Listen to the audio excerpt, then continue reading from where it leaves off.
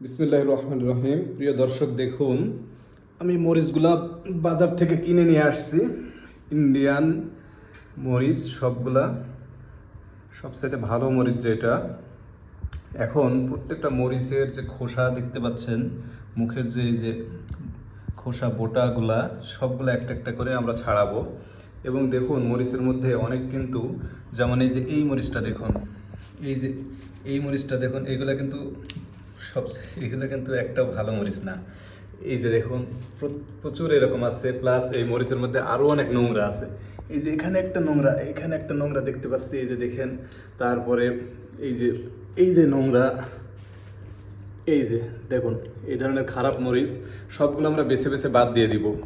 তারপরে আরও কিছু নোংরা আছে। যাই হোক, এই মরিচগুলোতে অনেক নোংরা, দোকান থেকে যে মরিচগুলো আমরা কিনে নিয়ে আসি অনেক নোংরা। আমি দোকানদারকে বললাম যে মরিচগুলো তো আমরা বাসায় গিয়ে পরিষ্কার করব।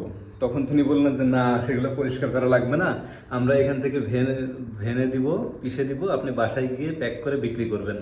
তো আমি তখন বললাম যে এইভাবে তো আসলে এটা তো ঠিক হলো না।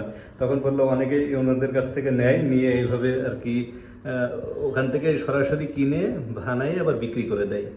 তো আমরা এটা করতেছি না, আমরা সবগুলা এখানে পরিষ্কার করবো, একটা একটা করে পরিষ্কার করে সম্পূর্ণ পরিষ্কারটুকু নিয়ে আমরা পিষবো। তারপরে সেটাকে চালনি দিয়ে চেলে 2-3 বার করে যতবার লাগে চেলে একদম পিওর যেটা, সেটাই আমরা আপনাদেরকে দিব। আমরা সব প্রসেসগুলোই আপনাদের সাথে শেয়ার করব, আমাদের সাথেই থাকবেন।